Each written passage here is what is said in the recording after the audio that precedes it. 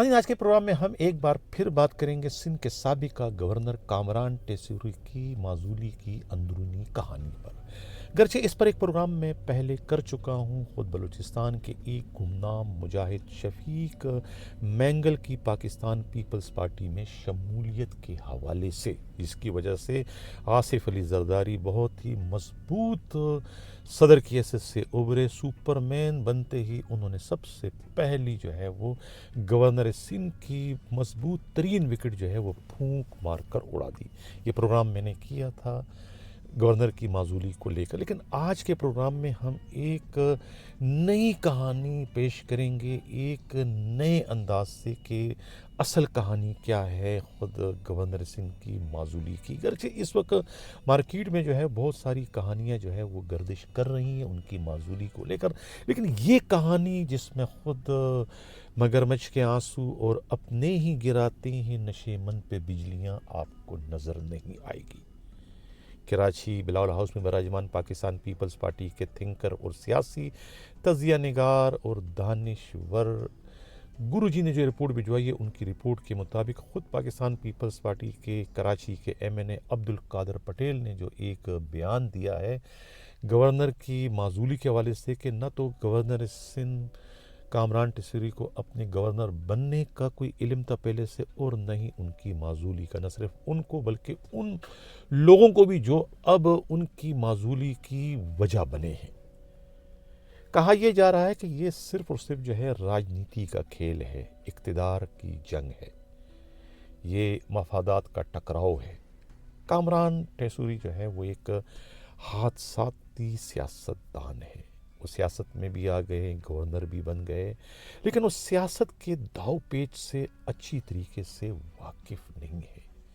वो राजनीति के खेल को नहीं जानते हैं। अगर उन्हें मालूम होता तो इतनी बेदर्दी से जो है वो उन पर किसी को हमला करने की जुर्रत और हिम्मत ना होती। पीठ में किसी ने सही छुरा घोंपा है कि उन्हें एहसास ही नहीं होने दिया गया आखिर तक कि ये आखिर हुआ कहाँ, हमला कहाँ से हुआ। अब ये तो सबको पता है कि कामरान टेसूरी जो है वो सिंध के गवर्नर कैसे बने। उन्हें गवर्नर बनाने में किसी तंजीम का बिलवास्ता या बराह रास्त कोई किरदार नहीं है। वो ज़ाती पसंद नापसंद की बुनियाद पर जो है वो गवर्नर बने, यानी कि जिसे पिया चाहे वही सुहागन। ये मामला जाके जुड़ता है वही गोल्ड के एक केस से जो कि FIA में इस वक्त भी ज़ेरे समात है। 4 लाख तोला सोने का केस।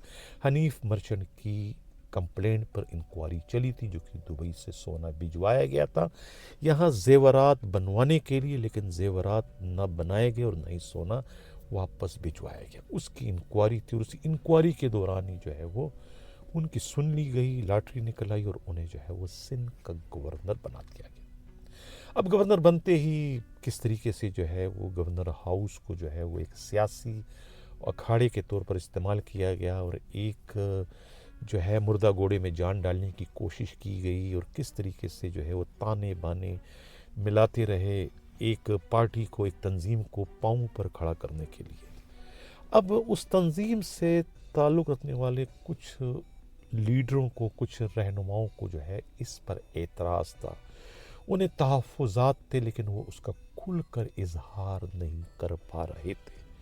उन्हें इस बात का अच्छी तरीके से फ़हम व इदराक था कि ये जो है गवर्नर, ये अवामी नुमाइंदे नहीं हैं, बल्कि ये ज़ाती पसंद नापसंद की बुनियाद पर बड़ी सरकार के जो है मुंतखब करदा हैं। इन्हें गवर्नर बनाया गया है और गवर्नर बनते ही जो है गवर्नर की जो हैसियत है उसको एज अ ट्रांजिट ये इस्तेमाल करें। असल मकसद जो है वो पार्टी पर कब्ज़े का है।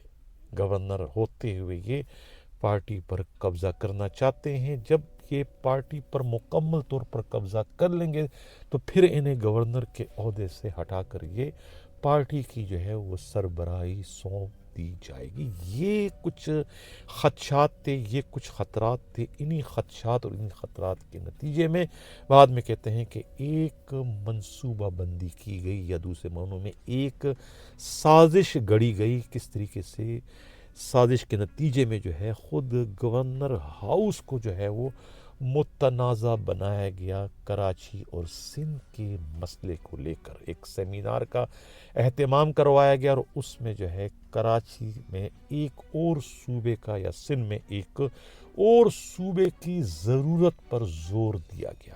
ایک طریقے سے ایک مطالبے کو جنریٹ کروانے کی کوشش کی گئی، اور پلیٹ فارم جو ہے وہ گورنر ہاؤس کا استعمال کیا گیا۔ اس میں بالواسطہ یا براہ راست گورنر کی ذات کو انوالو کرنے کی کوششیں کی گئی تاکہ وہ متنازع ہو جائے اور ان کے خلاف کارروائی کرنے میں مخالفین کو آسانی ہو۔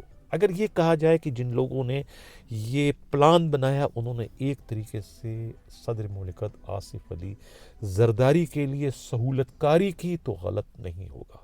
یہ الزامات خود گورنر سندھ کے قریبی رفقا جو ہے وہ اس معزولی کو لے کر لگا رہے ہیں اپنے نظر نہ آنے والے دوستما دشمنوں پر، جن کے نتیجے میں جو ہے خود گورنر کو جو ہے وقت سے پہلے گورنر ہاؤس کو خالی کرنا پڑا۔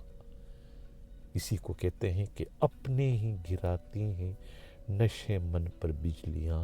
اس افسوسناک صورتحال کے بعد گورنر سندھ کا رنجیدہ ہونا اور رنجیدہ ہو کر ان کا یہ گنگنانا کہ دل کے ارماں آنسوؤں میں بہہ گئے، ہم وفا کر کے بھی تنہا رہ گئے۔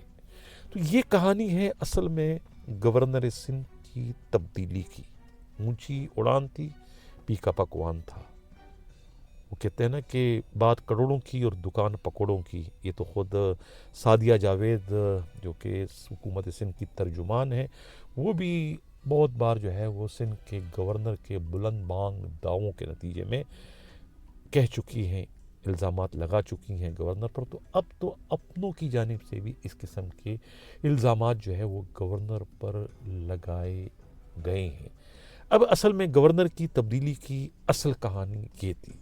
وہ بھی بات کسی حد تک صحیح ہے، شفیق مینگل کا پیپلز پارٹی میں شامل ہو کر اور صدر مملکت کا سپرمین بن جانا، اور اسی دوران جو ہے خود گورنر کا معزول کیے جانا۔ اب یہ ہے اس تبدیلی کی اندرونی اور اصل کہانی۔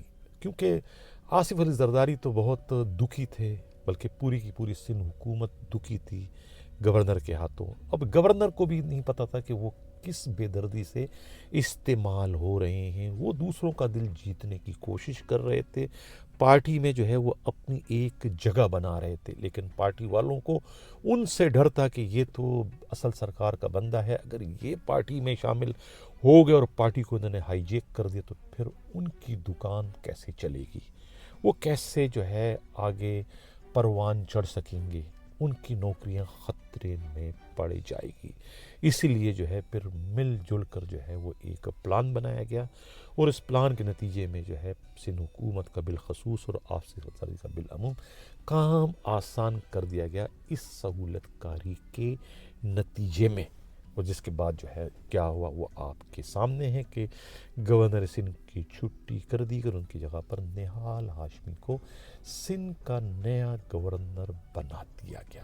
یہ ہے اس پورے کھیل کا نچوڑ، اس پورے کھیل کی اصل کہانی، اور اس کا علم خود گورنر سندھ جو ہے کامران ٹیسیرو کو بھی ہے کہ ان کے ساتھ کس نے یہ دو ہاتھ کیے ہیں، کس نے اسے جو ہے یہ گرایا ہے، ان کے اقتدار کے لیے کون خطرہ بنا ہے، یہ اب انہیں پتہ چل گیا۔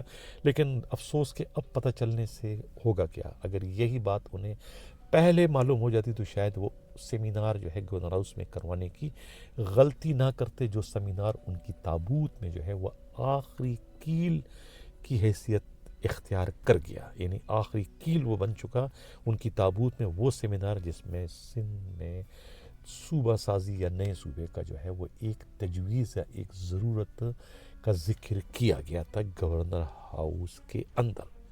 ناظرین، یہ تھا ہمارا پروگرام، کیسا لگا؟ اگر کسی کو ہمارے اس پروگرام سے، جس میں خبریت بھی ہے اور زیادہ تبصرہ بھی ہے، گورنر کے سابقہ جو گورنر ان کے رفقا کے جو خیالات ہیں، ان کے جو تاثرات تھے جو انہوں نے شیئر کیے مجھ سے اور خود گرو جی سے، وہ ہم نے آج کے پروگرام میں پیش کر دی۔